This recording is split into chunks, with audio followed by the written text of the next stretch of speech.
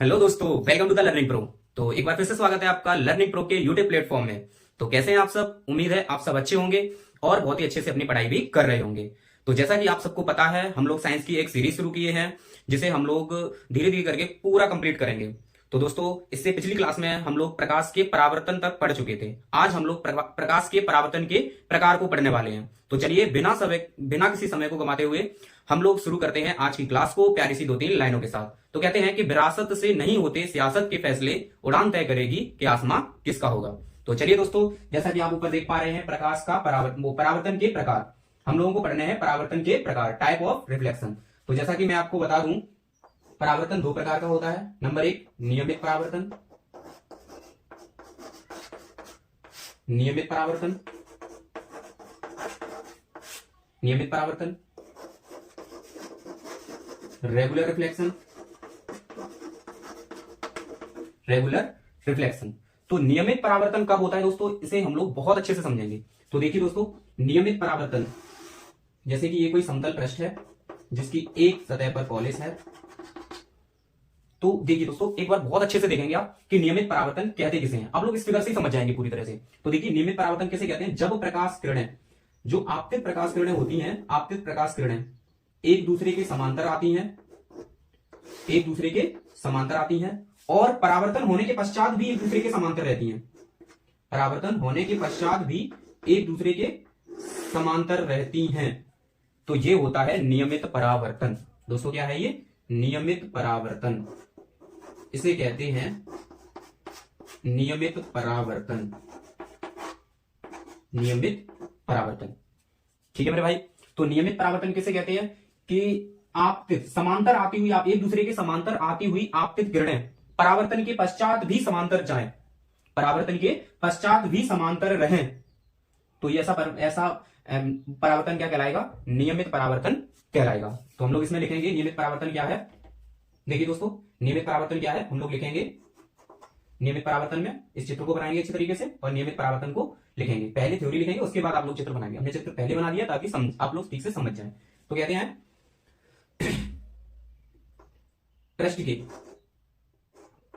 पृष्ठ पर समांतर, एक दूसरे के समांतर, एक दूसरे के समांतर आने वाली आपतित प्रकाश किरणें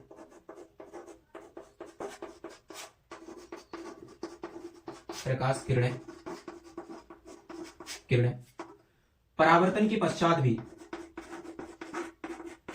परावर्तन के पश्चात भी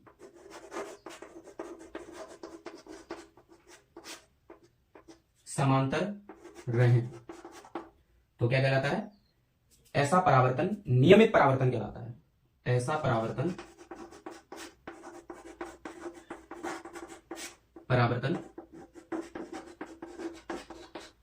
नियमित परावर्तन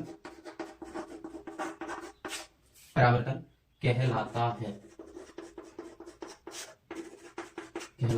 है। ठीक है मेरे भाई, नियमित परावर्तन कहलाता है। रेगुलर परावर्तन, ठीक है मेरे भाई। तो नेक्स्ट हम लोग लिखते हैं, ये तो हो गया नियमित परावर्तन। तो फिर अनियमित परावर्तन क्या होता है? नंबर 2 पे आता है अनियमित परावर्तन।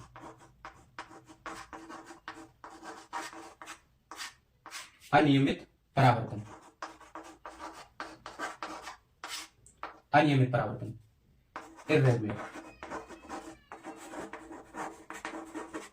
Irregular reflection, irregular reflection. तो मेरे भाई, एक बार फिर से हम लोग पहले चित्र बनाते हैं, उससे समझते हैं। तो पहले क्या कहते हैं, देखो, इर्रेगुलर परावर्तन में क्या होता है बेटा? यहां पे पृष्ठ ना चिकना नहीं होता है। खुरदरे पृष्ठ पर, किसी खुरदरे पृष्ठ पर जब प्रकाश किरणें आती तो समांतर हैं, लेकिन वे परावर्तन के पश्चात सभी दिशाओं में फैल जाती हैं। परावर्तन के पश्चात सभी दिशाओं में फैल जाती हैं। तो ऐसे परावर्तन को हम लोग क्या कहते हैं? इनरेगुलर रिफ्लेक्शन कहते हैं। ठीक है मेरे भाई। तो लिखेंगे, जब आपतित आपतित प्रकाश किरणें प्रकाश किरणें प्रकाश किरणें किसी खुरदरे पृष्ठ पर पड़ती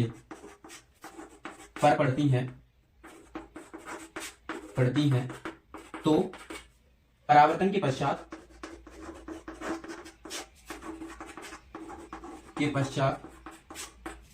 वे सभी दिशाओं में फैल जाती हैं।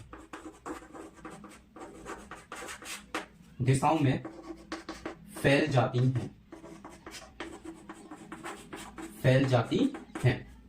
ऐसा परावर्तन क्या कहलाता है मेरे भाई? अनियमित परावर्तन। और मेरे भाई जो यहां पे होता है ना पृष्ठ पर, हम लोग यहां पे लिखेंगे समतल पृष्ठ पर। ये पृष्ठ कैसा होता है मेरे भाई? समतल। ये पृष्ठ कैसा होता है मेरे भाई? समतल। जब समतल पृष्ठ पर एक दूसरे के समांतर, जो समांतर प्रकाश किरणें आती हैं वो परावर्तन के पश्चात भी समांतर चली जाती हैं, तो ऐसा परावर्तन क्या कहलाता है? नियमित परावर्तन। ठीक है मेरे भाई। अनियमित परावर्तन की बात करें तो जब आपतित प्रकाश किरणें किसी खुरदरी पृष्ठ पर पड़ती हैं तो वो सभी दिशाओं में फैलने लगती हैं, तो इसी को क्या कहते हैं बेटा? अनियमित परावर्तन कहते हैं। तो उम्मीद है आप सब इतनी चीज को समझे होंगे। तो एक बार मैं साइड हट जाता हूं, आप एक बार इसका स्क्रीनशॉट ले लीजिए।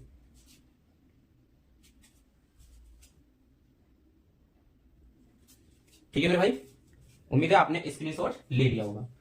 तो चलिए भाई आगे बढ़ते हैं।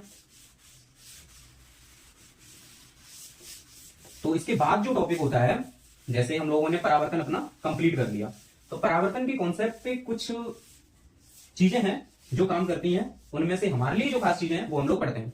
तो सबसे पहले हम लोग पढ़ते हैं दर्पण। हमारे लिए क्या खास है? दर्पण।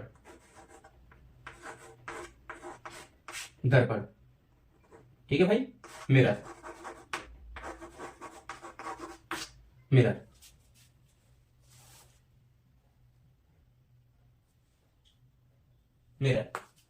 ठीक है भाई। तो मिरर जो हम लोग पढ़ते हैं, इसमें मिरर क्या है? ठीक है भाई। तो मिरर में क्या होता है बेटा कि यहां पे जो एक कांच ले लिया जाता है, कांच का पृष्ठ ले लिया जाता है और कांच के पृष्ठ पर एक तरफ पॉलिश कर दी जाती है, तो जो बना निकाय कहलाता है वही दर्पण कहलाता है। क्या किया गया? कांच लिया, कांच का टुकड़ा कैसा भी हो, गोलीय हो, समतल हो, वो हम लोग आगे डिस्कस करेंगे। तो जब वो लिया गया और उसके एक साइड पे पॉलिश कर दी गई तो वो क्या कहलाता है? मिरर कहलाता है, दर्पण कहलाता है। तो हम लोग क्या लिखेंगे इसमें? दर्पण क्या है? जब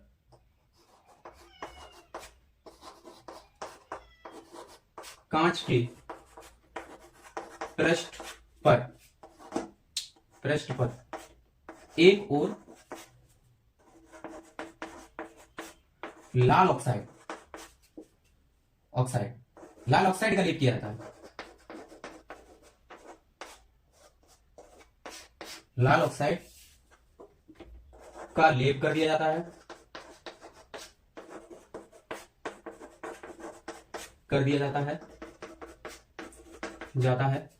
तथा एक सतह पे कर दिया लाल ऑक्साइड का, एक और लाल ऑक्साइड का लेप कर दिया, वह दूसरी सतह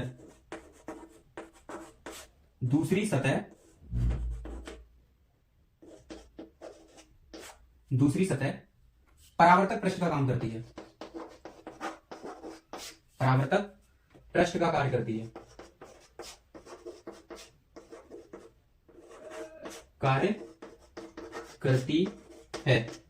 यह निकाय दर्पण कहलाता है। यह निकाय दर्पण कहलाता है।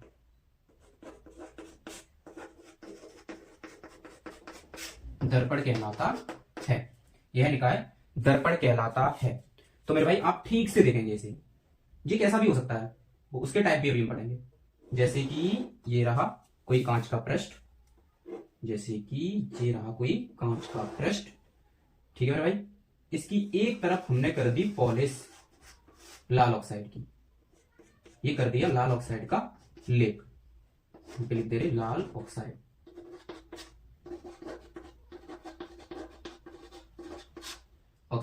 का लेप कर दिया। ठीक है भाई।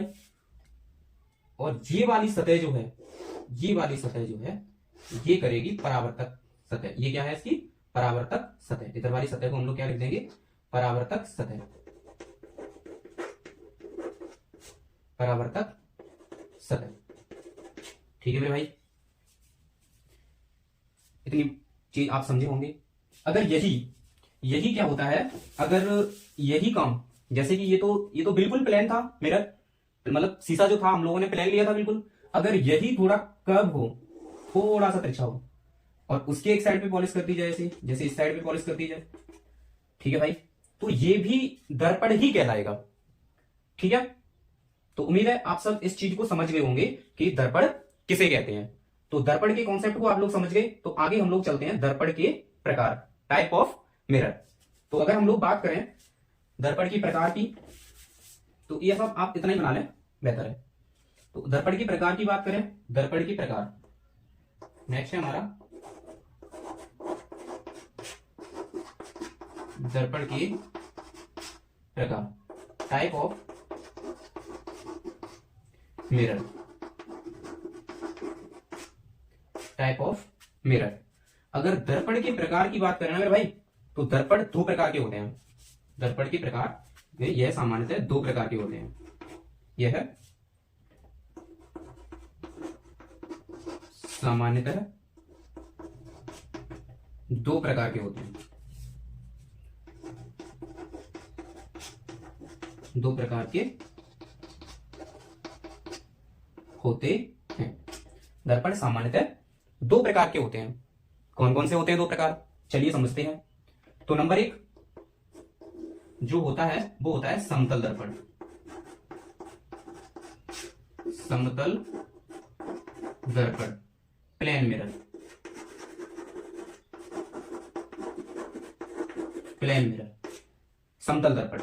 ठीक है मेरे भाई, तो नंबर एक हम लोग समतल दर्पण के बारे में आज पूरा डिस्कस कर लेते हैं। तो समतल दर्पण क्या होता है बेटा? जब किसी कांच की जो बिल्कुल समतल सतह हो, जब किसी कांच की चिकनी सतह, जब किसी चिकनी सतह पर, जब किसी कांच को हम लोग मानेंगे, ठीक है, तो जब किसी कांच की चिकनी सतह पर जो कि एकदम से समतल है, उस पर अगर एक साइड लाल ऑक्साइड का लेप कर दिया जाए और दूसरी सतह परावर्तक पृष्ठ का कार्य करे, ठीक है, तो वह कहलाएगा समतल दर्पण। ठीक है, तो समतल दर्पण क्या है हम लोग लिखेंगे, वह दर्पण, वह दर्पण, वह दर्पण जिसमें जिसमें कांच की एक समतल समतल सतह पर लाल ऑक्साइड का लेप कर दिया जाए, लाल ऑक्साइड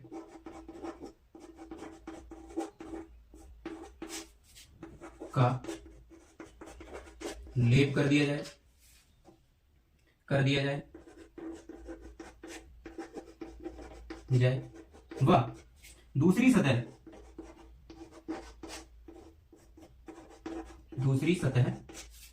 परावर्तक पृष्ठ का काम करे, परावर्तक पृष्ठ का कार्य करे, पृष्ठ का कार्य करे,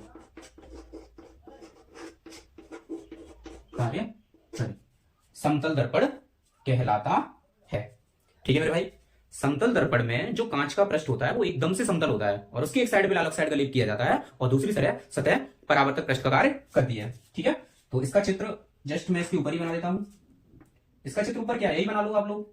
ठीक है मेरे भाई, इसका चित्र समतल दर्पण का यही चित्र है, आप यही बना लो। ठीक है मेरे भाई, उम्मीद है आप सब इस चीज को समझ गए होंगे, समतल दर्पण।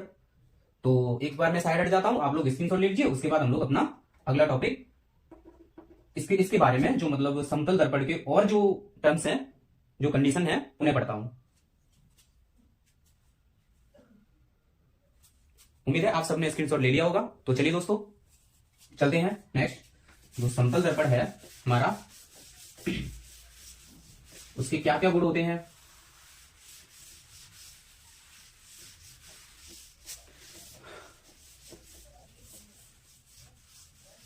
देखो भाई, तो जो समतल दर्पण है, समतल दर्पण,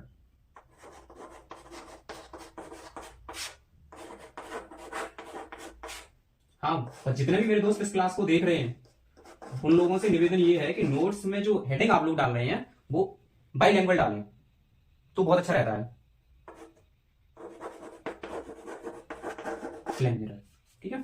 तो समतल दर्पण की जो प्रॉपर्टी है हम लोग यहाँ पे लिखेंगे। समतल दर्पण के जो प्रतिबिंब के जो गुण होते हैं वो हम लोग सबसे पहले लिखने वाले हैं। तो समतल दर्पण का पहला गुण जो प्रतिबिंब का, ठीक है, तो समतल दर्पण के लिए यहाँ पे हम लोग लिख रहे हैं properties of a plane mirror, ठीक है। तो समतल दर्पण के गुण, हम लोग केवल गुड हेडिंग डाल रहे हैं, आप लोग बाकी इतना तो आप लोग कर ही सकते हैं। गुड, मैं फिर से बता दे रहा हूं कि ये समतल दर्पण की प्रॉपर्टी है, ठीक है। तो यहाँ पे लिखेंगे हम लोग पहला पहला क्या है समतल दर्पण में, कि समतल दर्पण तो बिल्कुल सीधा होता है इस तरह से, ठीक है। तो पहली प्रॉपर्टी है समतल दर्पण की कि समतल दर्पण जो होता है उसमें जो प्रतिबिंब बनता है वो हमेशा आभासी बनता है, ठीक है। समतल दर्पण में प्रतिबिंब, प्रतिबिंब के बारे में अभी हम लोग डिस्कस करेंगे बाद में। समतल दर्पण द्वारा बना प्रतिबिंब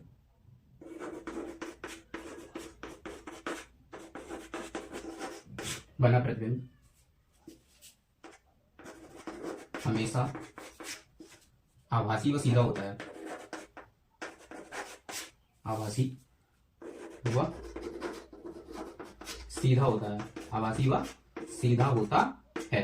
समतल दर्पण द्वारा बना प्रतिबिंब हमेशा आभासी व सीधा होता है, ठीक है मेरे भाई। नेक्स्ट प्रॉपर्टी है इसकी, समतल दर्पण द्वारा बना प्रतिबिंब पार्श्वली उल्टा होता है। जैसे कि अगर समतल दर्पण में आप लोग अपना लेफ्ट हैंड ऊपर उठाएंगे तो वहां से ना राइट हैंड से, जैसे कहा हेलो दोस्तों, तो उधर से आएगा हेलो दोस्तों। तो उम्मीद है आप सब समझ गए होंगे। तो चलिए मेरे भाई आगे लिखते हैं। समतल दर्पण द्वारा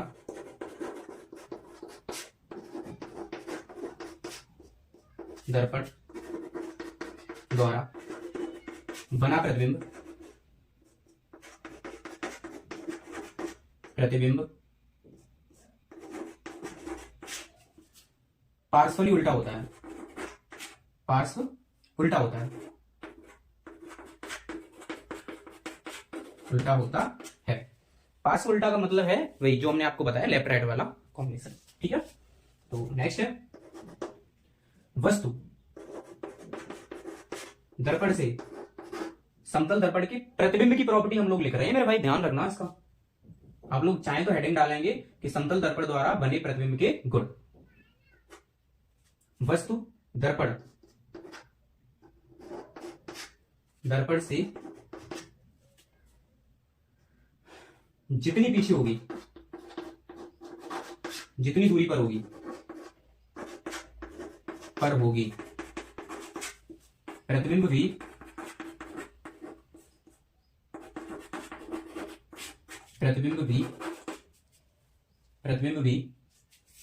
उतनी ही दूरी पर पीछे होगा। अरे भाई इन माइक भाई साहब को क्या हुआ, सॉरी गाइस, थोड़ी सी डिस्टर्बेंस।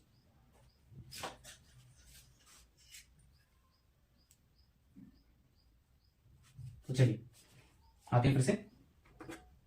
प्रतिबिंब भी दर्पण से उतनी ही दूरी पर बनेगा,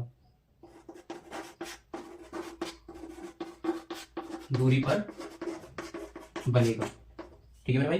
जैसे कि हम आपको बता दें, जैसे कि ये कोई मिरर है, ठीक है, और यहां से कोई वस्तु x मीटर की दूरी पे है तो उसका प्रतिबिंब भी पीछे की तरफ x मीटर की दूरी पर ही बनेगा। ये है, आप इस फिगर को बना लीजिए, आपको समझ में आ जाएगा अच्छे से, ठीक है मेरे भाई। उम्मीद है आप सब इस चीज को समझ गए होंगे, ठीक है। अच्छा, अगली प्रॉपर्टी, यदि कोई वस्तु समतल दर्पण के सामने x किलोमीटर पर घंटा की रफ्तार से भाग रही है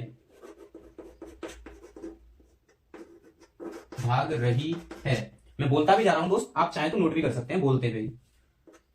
यदि कोई वस्तु समतल दर्पण के सामने x किलोमीटर की रफ्तार से भाग रही है तो उसका प्रतिबिंब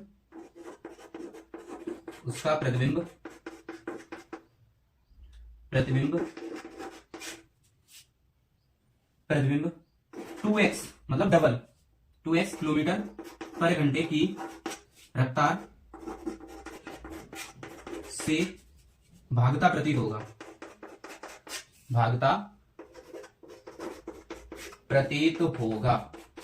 ठीक है मेरे भाई। तो इसकी ये प्रॉपर्टी है कुछ, उम्मीद है आप सब समझ गए होंगे।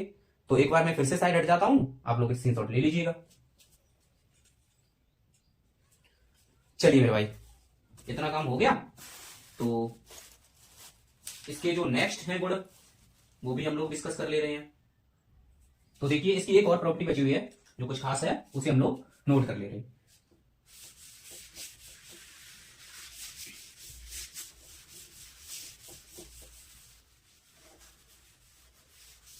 ठीक है, तो इसकी प्रॉपर्टी ये है, अगली प्रॉपर्टी ये है कि यदि कोई व्यक्ति समतल दर्पण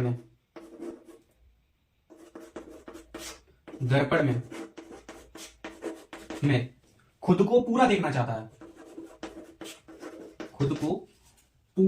चाहता है, तो उसे कम से कम अपनी आधी ऊंचाई का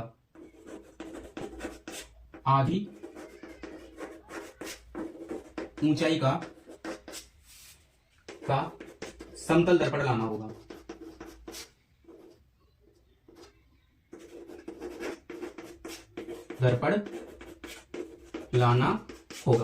ठीक है मेरे भाई। जैसे कि मानो ये अपने कोई भाई साहब हैं, देख लो भाई साहब है, बहन जी खुद ही देख लो। ठीक है मेरे भाई, समझ गए। ये अपने कोई भाई साहब हैं, तो भाई साहब किसी के साथ भेदभाव नहीं, ये भाई साहब भी हो सकते हैं, बी मतलब भाई साहब, और बी मतलब बहन जी, कोई भी हो सकते हैं। ठीक है, अगर इनकी हाइट ना h है तो इन्हें अपने आप को देखना है, हाय हाय मैं कैसी लग रही हूं या मैं कैसा लग रहा हूं, तो इन्हें कम से कम अपनी हाइट का आधा मिरर लाना होगा। मतलब जो समतल दर्पण ये लाएंगी, ये अपनी हाइट का आधा कम से कम तो लाना पड़ेगा, यानी h/2 हाइट का समतल दर्पण लाना पड़ेगा अगर खुद को पूरा देखना है तो। ठीक है मेरे भाई, तो ये प्रॉपर्टी हो गई समतल दर्पण के प्रतिबिंब की। ठीक है मेरे भाई, अब इसके कुछ खास पॉइंट जो होते हैं जिनसे क्वेश्चन बनने के चांस रहते हैं, वनडे एग्जाम में भी इनके क्वेश्चन बन जाते हैं। जैसे तुमसे पूछ लेता है कि समतल दर्पण की वक्रता त्रिज्या क्या होती है ना भाई। तो देखो, अगर हम लोग देखें समतल दर्पण के बारे में कुछ पॉइंट, ये आपने नोट कर लिया होगा, वीडियो को पॉज करके नोट करना बाद में। ठीक है भाई, देखो इसके पॉइंट क्या होते हैं। जैसे समतल दर्पण है, ठीक है, तो इसमें सब चीजें जो हम लोग हैं, मतलब जैसे हम लोग तुम्हें सच बताएं तो हमें ना इमेज वाला टॉपिक ना इससे पहले पढ़ना चाहिए था, लेकिन बाय मिस्टेक ये टॉपिक पहले पढ़ गया। तो अब क्या करेंगे, हम लोग इमेज वाला टॉपिक इसके बाद पढ़ लेंगे, दिक्कत कोई नहीं है, बहुत अच्छे समझ में आ जाएगा, अब और अच्छे समझ में आएगा। ठीक है भाई, तो देखो इसकी जो वक्रता त्रिज्या होती है, वक्रता त्रिज्या, समतल दर्पण की जो वक्रता त्रिज्या होती है ना, वो इनफाइनाइट होती है। ठीक है, और पूछे समतल दर्पण की फोकस दूरी ये भी क्या होती है, इनफाइनाइट होती है मेरे भाई। इन दो पॉइंट को आप मेरे कहने से बहुत अच्छे से याद रखेंगे। ठीक है, और फोकस दूरी, वक्रता त्रिज्या क्या होती है, ये सब चीजें हम लोगों की आ जाएंगी जब हम लोग पढ़ेंगे कब वाला, मतलब गोली दर्पण पढ़ेंगे, सेकंड टाइप इसका, तब ये डेफिनेशन हम एक एक करके आपको नोट करा देंगे। और भरोसा रखिए अपने भाई पे दोस्त, आपको बहुत अच्छे से समझ में आएगा सब कुछ, एकदम से आपके टॉपिक ना क्रिस्टल क्लियर हो जाएंगे। चलिए भाई नेक्स्ट चलते हैं। अब हम लोगों ने ये सब पढ़ लिया। अब जैसे इसमें प्रतिबिंबों की संख्या और होती है। जैसे कि मान लो कभी दो समतल दर्पणों को तुमने रख दिया किसी एंगल पे, ठीक है, तो अगला टॉपिक है हम लोगों का, जब दो समतल दर्पण किसी कोण पर रखे जाते हैं, कोई कोण बनाते हुए रखे जाते हैं ना, कोई कोण बनाते हुए रखे जाते हैं,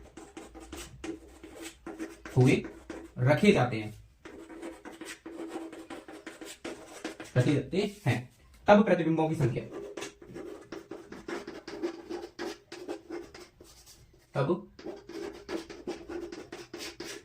प्रतिबिंबों की संख्या। तब जो प्रतिबिंबों की संख्या होती है, हम लोग प्रतिबिंबों की संख्या कहते हैं n बराबर, ठीक है मेरे भाई। जैसे कि हमारे पास दो दर्पण थे, ठीक है, और हम लोगों ने उसे किसी एंगल बनाते हुए रख दिया, ऐसे रख दिया, ऐसे रख दिया, ऐसे नहीं रख सकते यार, समझा करो, ऐसे रख दिया, ठीक है। तो इस तरह से हम लोग किसी भी एंगल को बनाते हुए उन्हें रख देते हैं। तो मतलब जो जो प्रतिबिंबों की संख्या होती है वो क्या होती है, तो प्रतिबिंबों की संख्या n बराबर जो हम लोग निकालते हैं, n बराबर 360 अपॉन में थीटा, 360 अपॉन में थीटा, ठीक है मेरे भाई। ये प्रतिबिंबों की संख्या का सूत्र होता है, लेकिन इसमें भी एक कंडीशन जोड़ दी है। यदि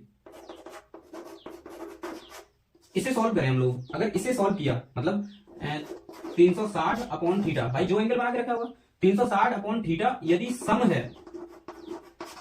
है, जब तुमने 360 अपॉन थीटा को सॉल्व किया और तुम्हारा आंसर सम आया, सम से मतलब 2 4 6 8, आगे तुम देख लेना ना यार, हर बार हम ही लगेंगे क्या, 2 4 6 8 करके ये जो जितनी भी संख्याएं हैं, ठीक है, जो सम संख्याएं आती हैं, तो सम संख्याओं में अगर आपका आंसर आता है तो आपको क्या करना होगा बेटा, आपको 360 अपॉन में थीटा माइनस 1 भी करना होगा, आपको वास्तविक प्रतिबिंबों की संख्या मिल जाएगी, ठीक है मेरे भाई।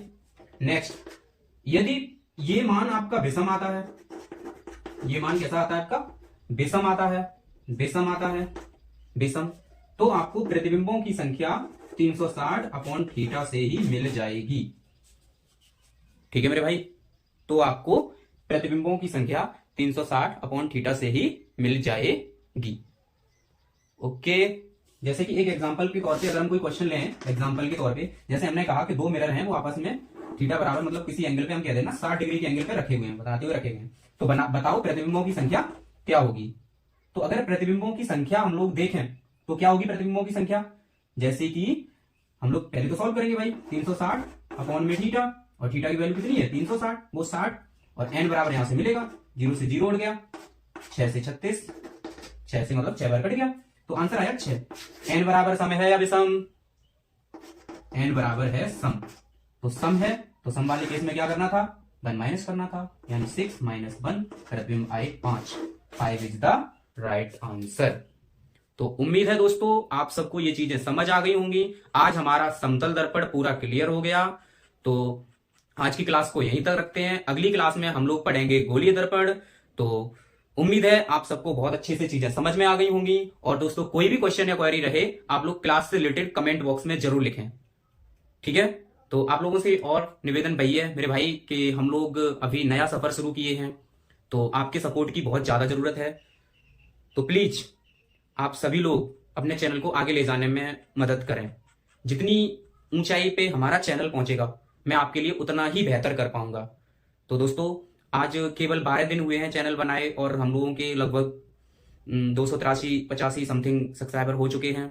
तो मैं आज का टारगेट आपको देता हूं कि आज हम लोगों के 300 प्लस हो जाएं। आपकी बहुत मेहरबानी होगी। हमारा चैनल जितना ऊपर जाएगा, लर्निंग प्रो परिवार जितना बड़ा हो जाएगा, हम लोगों के लिए उतना ही फायदेमंद रहेगा। मैं आपके लिए बहुत कुछ बेहतर कर पाऊंगा। तो इसी के साथ आज की क्लास को यहीं तक रखता हूं। अपना ख्याल रखिए और हमेशा मुस्कुराते रहिए। Bye bye, take care.